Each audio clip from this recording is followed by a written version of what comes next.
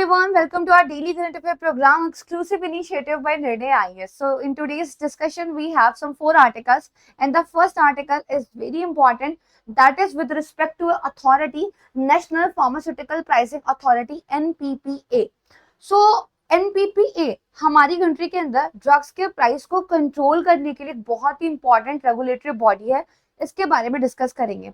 Second article is about NATO, and the third article is about a very important report, that is emission gap report.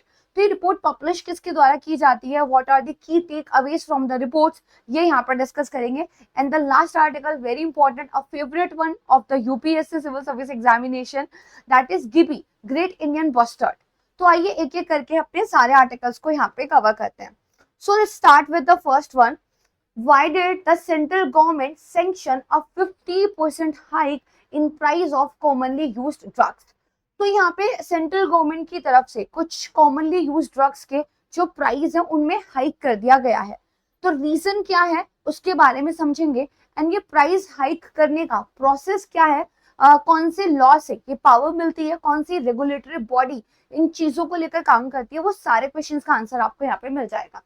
So basically government ने ये कहा है कि extra ordinary circumstances को ध्यान में रखते हुए हमने जो हमारा basically drug price control order 2013 है, उसका जो बेसिकली पैरा 19 है, उससे मिले हुए जो स्पेशल पावर्स है उनको इवोक किया है और उसके तहत हमने इन ड्रग के प्राइसेस को इंक्रीज कर दिया है. बात करते हैं कि बेसिकली जो आपका नेशनल फार्मास्यूटिकल प्राइसिंग अथॉरिटी है उसको इस basically drug price control order से ये पावर मिलती है कि वो हमारी कंट्री के अंदर जो असेंशियल ड्रग्स है उनके प्राइस को रेगुलेट कर सकते हैं. इस अथॉरिटी के बारे में बात करें तो इसको 1997 में स्टैब्लिश किया गया था और ये department of pharmaceuticals, ministry of chemicals and fertilizer के अंडर जो फंक्शन करता है. It is important for prelims statement. And अगर हम मैंडेट की बात करें तो जो असेंशियल ड्रग्स है वो अफोर्डेबल प्राइस पे सबको अवेलेबल हो जाए, दैट इज देयर मैंडेट. और इनके जो फंक्शंस है, प्राइस रेगुलेशन है, देन जो कंप्लायंस है उनको मॉनिटर करना है, एनुअल रिवीजन करते हैं ड्रग्स के प्राइस को लेकर और मार्केट की मॉनिटरिंग भी करते हैं. राइट. अब यहाँ पे बात करते हैं कि बेसिकली किस तरह के ड्रग्स थे जिनके प्राइस यहाँ पे हाइक किए गए. तो ये फर्स्ट लाइन ड्रग्स थे जो अस्थमा, डायबिटीज, इस तरह की जो डिजीज है इनमें यूज किए जाते थे. रीजन क्या है, तो गवर्नमेंट का कहना है कि जो प्रोडक्शन का कॉस्ट है वो बेसिकली यहाँ पे हाइक हो गया है. इसके अलावा एक्सेसिबिलिटी भी एक रीजन था, क्योंकि बहुत सारे फार्मास्यूटिकल कंपनीज कुछ फॉर्मूलाज को बंद करना चाह रहे थे क्योंकि उनके लिए उनको मैन्युफैक्चर करना वायबल नहीं था due to very low cost. So government ने उसी एक्सेसिबिलिटी को मेंटेन करने के लिए सम 3-4 रुपीज जो है कुछ ड्रग्स पर यहाँ पे इंक्रीज करती है. तो इसको आप जो है कुल मिलाकर ध्यान रखिएगा. Now the para 19 of DPCO 2030, इसके बारे में समझते हैं. एक्चुअली जो आपका ड्रग प्राइस कंट्रोल ऑर्डर 2013 है, इसके अंदर जो पैरा नंबर 19 है, याद रखिएगा, ये कुछ एक्स्ट्रा ऑर्डिनरी पावर जो है गवर्नमेंट को देता है, जहां पर कुछ ऐसे सर्कमस्टेंसेस में जहां पे गवर्नमेंट को वैलिड लगे वो कुछ ड्रग्स के जो प्राइस हैं उनको जो है एक तरीके से रेगुलेट कर सकते हैं. करेक्ट है. तो गवर्नमेंट प्राइसेस को फिक्स कर सकती है, इंक्रीज कर सकती है और डिक्रीज भी कर सकती है. राइट. ये आप यहाँ पे ध्यान रखिएगा. और ये जो रिवीजन होता है ये आपका होलसेल प्राइस इंडेक्स यानी कि WPI के बेस पे होता है. ये बहुत इंपॉर्टेंट फैक्ट है, इसको याद कर लेना. इसके अलावा कुछ एडिशनल रेगुलेटरी फ्रेमवर्क्स भी हमारे पास है, जैसे ड्रग्स एंड कॉस्मेटिक एक्ट है 1945 वाला, जो जनरली ये देखता है कि जो आप मैन्युफैक्चरिंग कर रहे हो, जो आप पैकेजिंग कर रहे हो, उनका एक स्टैंडर्ड क्या होना चाहिए. Then we have good manufacturing practices also. तो यहाँ पर बेसिकली किस तरह से प्रोडक्शन होगा, स्टोरेज कैसे होगा, उन सारी चीजों को लेकर कुछ प्रैक्टिसेस, कुछ गाइडलाइंस देखने के लिए मिल जाएंगे. So this is one of the most important article. इसके एक एक फैक्ट को बहुत ध्यान से रिवाइज कर लीजिएगा, आपको प्रीलिम्स में काफी हेल्प मिलेगी. Move on to another one. So Germany sees war on Ukraine can not join NATO now. तो यूक्रेन की तरफ से एक डिमांड रखी गई, एक रिक्वेस्ट रखी गई दैट हमें इमीडिएट बेसिस पर NATO, that means North Atlantic Treaty Organization, इसको ज्वाइन करा लिया जाए. बट जर्मनी का स्टेटमेंट आया कि भाई अब वॉर के इतने बुरे कंडीशन के बाद आप इमीडिएट बेसिस पे ज्वाइनिंग मांग रहे हो तो it's not viable, it's not logical. तो मतलब इस वजह से नेटो यहाँ पे न्यूज में आ गया. नॉर्थ अटलांटिक ट्रीटी ऑर्गेनाइजेशन की बात करें तो 32 मेंबर कंट्रीज इसके अंदर है, और इसमें बेसिकली आपको यूरोपियन और नॉर्थ अमेरिकन कंट्रीज देखने के लिए मिल जाएंगे। सबसे रिसेंटली इसको स्वीडन ने ज्वाइन किया था इन 2024 इटसेल्फ, और इसके अंदर बेसिकली कुछ ऑब्जेक्टिव्स हैं जिसको लेकर ये ग्रुप काम कर रहा है। For example collective defence mechanism, यानी कि ग्रुप कहता है कि अगर ग्रुप में से किसी एक मेंबर कंट्री पे भी कोई अटैक हुआ या उसकी सॉवरेनिटी को लेकर कोई भी इश्यूज रेज हुए, तो बाकी सारे मेंबर कंट्रीज जो है उसको यहाँ पे सपोर्ट करेंगे। तो दिस कलेक्टिव डिफेंस मैकेनिज्म ये इस नेटो को बहुत ही ज्यादा यूनिक और इंपॉर्टेंट बना देता है। इसके अलावा डेमोक्रेटिक वैल्यूज को जो है बेसिकली प्रमोट करना, कॉन्फ्लिक्ट का प्रिवेंशन, रीजनल स्टेबिलिटी, और जो नॉन मेंबर कंट्रीज है उनके साथ जो एक तरीके से कॉपरेशन करना, राइट, इस तरह के जो ऑब्जेक्टिव्स है ये नेटो के अंदर आपको देखने के लिए मिल जाएंगे। अगर हम बात करें, अगर नेटो इतना ही इंपॉर्टेंट है तो इंडिया ने उसको अभी तक ज्वाइन क्यों नहीं किया? फर्स्ट ऑफ ऑल इंडिया अपनी रीजनल जो बेसिकली जियोपॉलिटिक्स है उस पर ज्यादा ध्यान देता है, क्योंकि ऑब्वियसली बात है जहां आपका घर है मैटर वो करता है, राइट। दूसरा, हमारा नॉन अलाइनमेंट का एक पॉलिसी रहा है कि हम किसी एक को लेकर अलाइन यहाँ पे नहीं होने वाले हैं। हमारी अपनी एक इंडिपेंडेंट फॉरेन पॉलिसी होगी, और हम अपनी फॉरेन पॉलिसी में जो डिसीजन लेंगे वो बिना किसी बाइस के, बिना किसी की तरफ अलाइन होकर लेंगे। दैट्स वाई इंडिया ने नेटो को ज्वाइन यहाँ पे नहीं किया है। तो नेटो का आज के टाइम पे कुछ क्रिटिसिज्म भी देखने को मिल रहा है। फर्स्ट ऑफ ऑल, नेटो को जब स्टैब्लिश किया गया था तो उनके सामने कॉमन गोल था दैट रशिया को काउंटर करना, यूएसएसआर, राइट। लेकिन अभी यूएसएसआर तो रहा नहीं है, तो बेसिकली ये ना थोड़े से क्लूलेस थे कि मतलब हमारा पर्पस क्या है। हालांकि वो तो रशिया यूक्रेन वॉर हो गया तो वापस से एक रशिया वाला पर्पस मिल गया है, बट अगेन एक तो क्रिटिसिज्म यही था कि इनके सामने विजन क्लियर नहीं है। दूसरा ये होता है कि अपने आप को एक्सपेंड कर रहे हैं, जितना नेटो अपने आप को एक्सपेंड करेगा जो अदर कंट्रीज है उतना ही ज्यादा प्रोवोक होंगे, फॉर एग्जाम्पल रशिया, राइट। तो इसकी वजह से जो पीस है वो फिर मेंटेन नहीं रह पाता है। इसके अलावा नेटो ने कुछ ऐसी जगह इंटरवेंशन किए हैं जिसके गुड रिजल्ट्स नहीं आए, जैसे बेसिकली लीबिया में 2011 में इन्होंने बेसिकली इंटरवीन किया था, और तब से वहां पे एक सिविल वॉर जैसी कंडीशन रही है और स्टेबिलिटी तो मेंटेन नहीं हो पाई है, right. So this is about NATO. कुछ वे फॉरवर्ड्स भी यहाँ पे दिए हुए हैं, you can have a look on it. तो मूव ऑन करते हैं अपने अनदर आर्टिकल पर, वेरी इंपॉर्टेंट वन।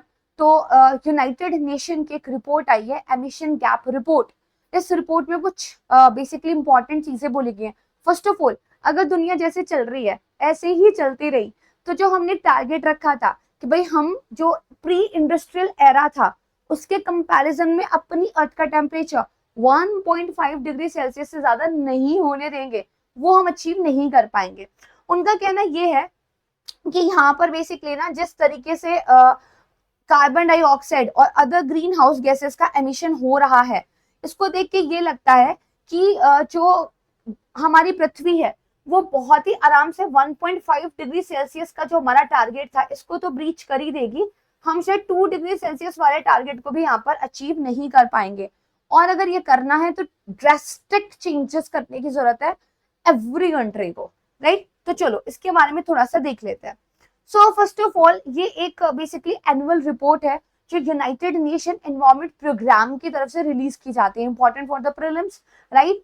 और ये रिपोर्ट बेसिकली ये बताती है कि current green house gas emission कितना है और कितना हमें अचीव करना है, उसके बीच में गैप कितना है।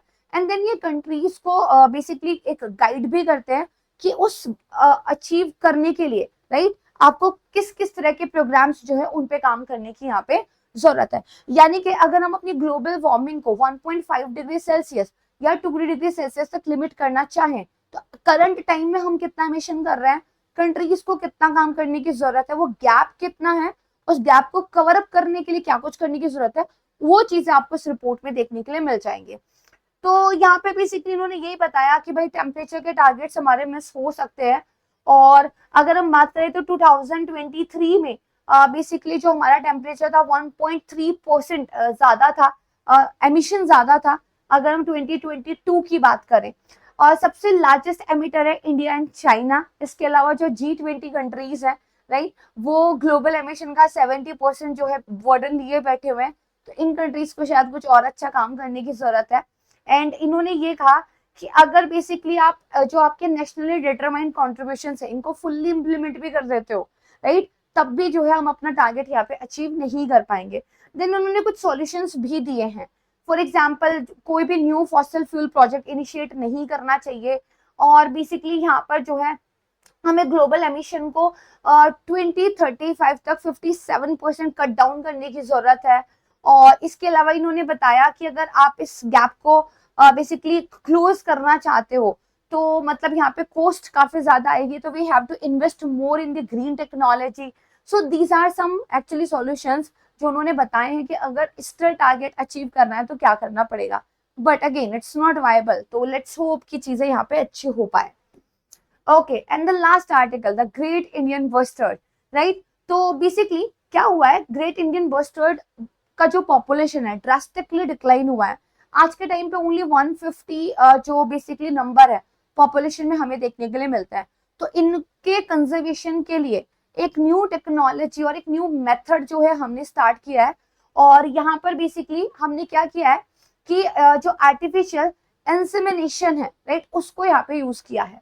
तो ग्रेट इंडियन बस्टर्ड की बात करें तो जैसलमेर राजस्थान के अंदर जो basically Sudasari great Indian bustard breeding centre था, वहां पे हमने आर्टिफिशियल इंसेमिनेशन जो है उसका एक तरीके से यूज किया है।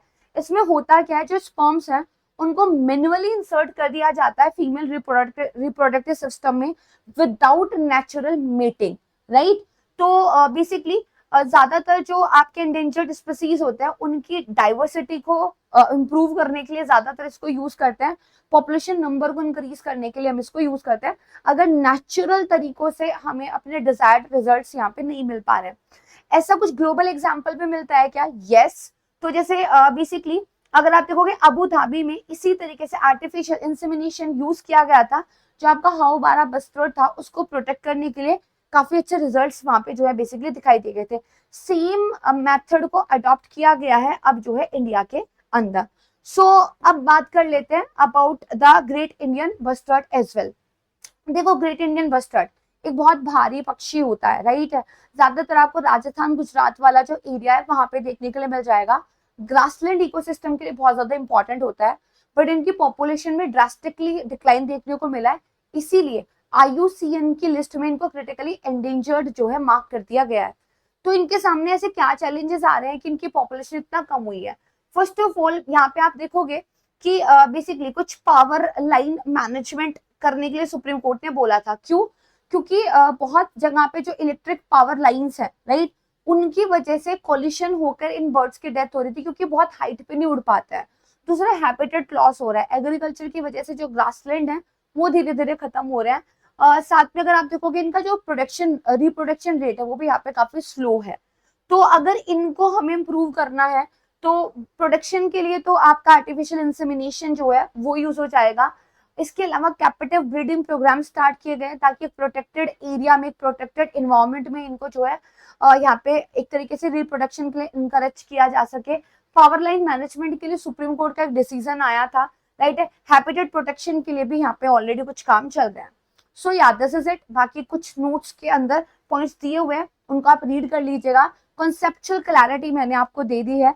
So yes, that's all from my side and thank you so much. And you can join me on my Telegram channel PRACHI Ma'am Textbook. So if you have any doubt regarding your current affair, if you have any doubt regarding your UPSC preparation, or if you want to join Nirnay IAS GS Foundation batch, तो basically आप मुझे मेरे Telegram channel पर ping कर सकते हैं, correct, और I definitely reply you. So thank you so much everyone, bye bye, take care and जय हिंद।